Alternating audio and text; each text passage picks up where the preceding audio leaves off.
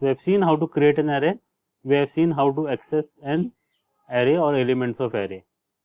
Now the next topic here is to arrange the elements in an array. Now in order to arrange the elements in an array, we can use np.arrange. So this way we can arrange. I think we have seen this, how to arrange elements of array. Now next we will move to reshape an array. So recall here that A4 is an array of number 1 to 13, sorry 1 to 12. A4 is an array of number 1 to 12. Now I want to reshape an array, that is A4. So I will use A6 as a variable equal to what I want to reshape, A4. So A4 dot reshape in 4 rows and 3 columns. So I will run this. I will run this A6. Now when we run this A6, we get here A4, which was like this in a single row, is now changed to 1, 2, 3, 4 rows, 1, 2, 3 columns.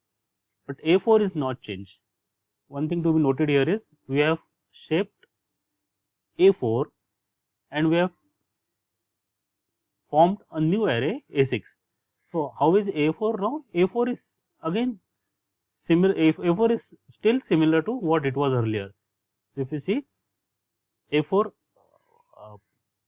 actually this is showing because this code was executed here.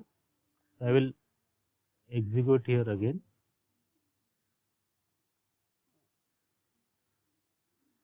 Just A4 is this. So this is A4. Now I am trying to reshape A4. I got A6, and when again I see A4, A4 is similar to this. So A4 is not changed. Now in order to change A4 itself, this is, we have reshaped this array to some other array. A4 is reshaped to A6. Now if we want to change A4 itself only, then we have to use the command shape. So A4 dot shape 2 into 6. So if I run this, I will get A4 as 2 rows and 6 columns. 2 rows and 6 columns. If I want to check the shape of A4, I can check it by using this command A4.shape, and it gives me 2 rows and 6 columns. So note here that A4.shape, that's it, A4.shape, that will give us the shape of the array. But if you write after that A4.shape equal to something, then you are passing the argument of row and column, and it will be changed to that. We'll just check it once again here. Let me again shape this to something different, and let us see what we get. Just copy it. I have pasted it here, and this time let us make it as 3 rows, 4 columns. I will type Alt Enter. Sorry, I will type Alt Enter so that I will get what is A4.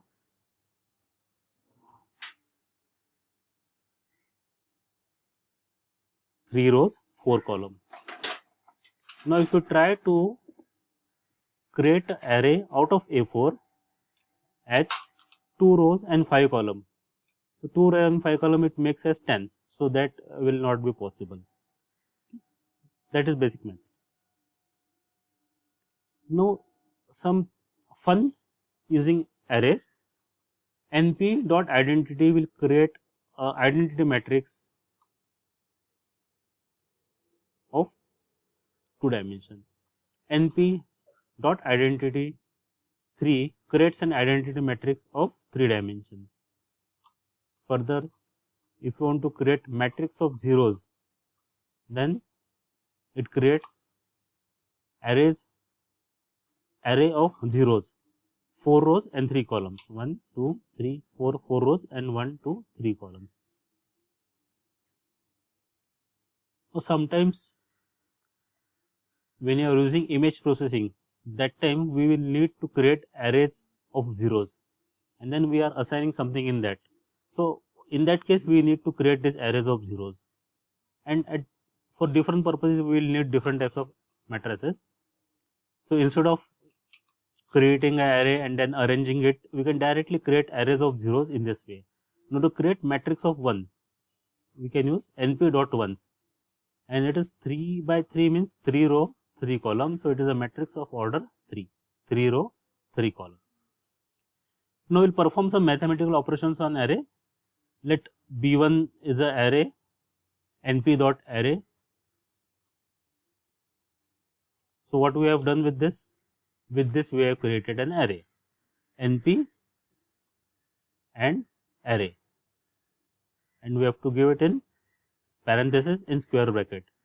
Let me just show you what are the elements of b1, and shift enter. With shift enter we will get the elements of b1 as 2, 3, 4 and 6. So in the array named by variable b1, elements are 2, 3, 4, 6. Now if I try some operation of multiplication, b1 multiplied by 2 means each element of the array will be multiplied by 2. So you can see here,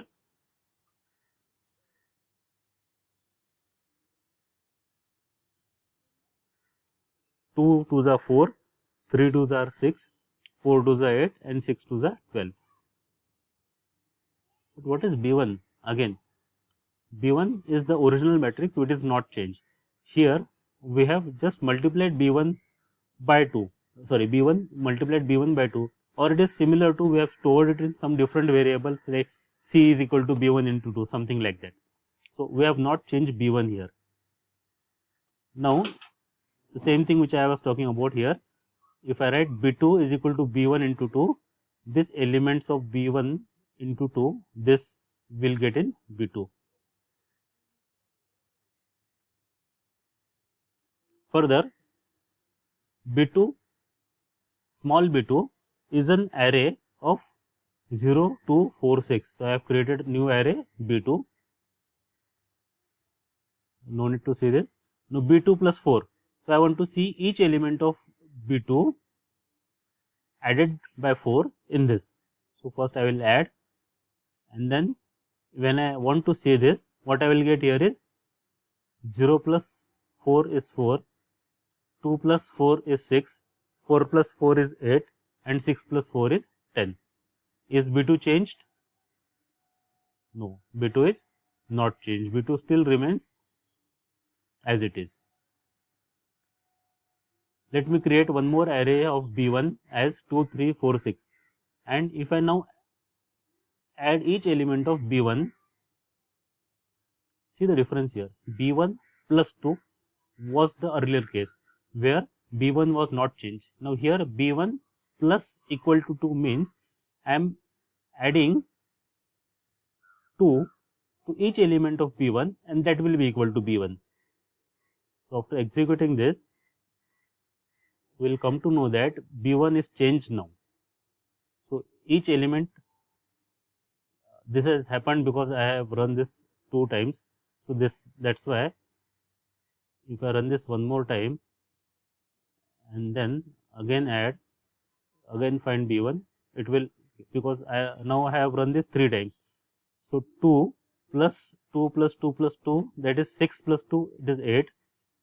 2 plus 2 plus 2, that is, in fact, since I have run this 3 times, so I am adding 6 to each element. So 6 plus 2 is 8, 6 plus 3 is 9, 6 plus 4 is 10 and 6 plus 6 is 12, like this.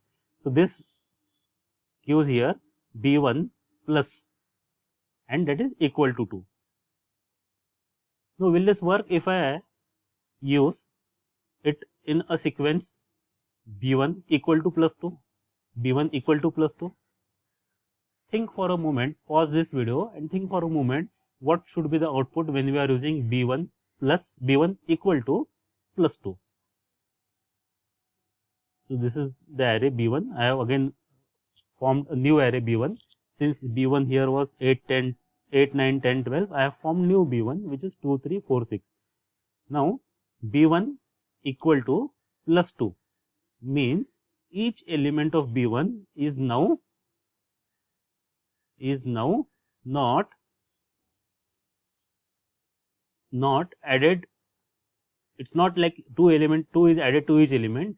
B1 itself is now 2. So this array B1 is now changed to 2. Now we'll add two arrays B1 and B2. So let me say B1 is what? Let me say this is my B1 now and not 2. This is B1. B2, what is B2? Where is B2? B2 is, you can see here 0, 2, 4, 6 and B1 is 2, 3, 4, 6. And now I will run this. B1 plus B2. So if you check here B1 plus B2, what is the first element of B1? 2. What is the first element of B2? 0. So 0 plus 2 is 2. Again 2 plus 3 is 5. 4 plus 4 is 8 and 6 plus 6 is 12. So directly we can add two elements of array provided both the arrays should have same number of items. Now B1 and B2 both are not changed. We have obtained something which is equal to B1 plus B2. B1, B2 still remains the same. What is B1 here? B1 is 2, 3, 4, 6 and B2 is, where is it? It's still above this. B2 is 0, 2, 4, 6.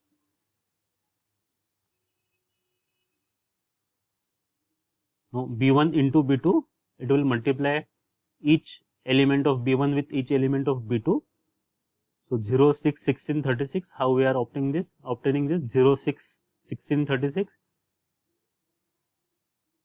4, this is B2 and this is B1. 0 into 2 is 0, 3 2s are 6, 4 4s are 16 and 6 6 are 36.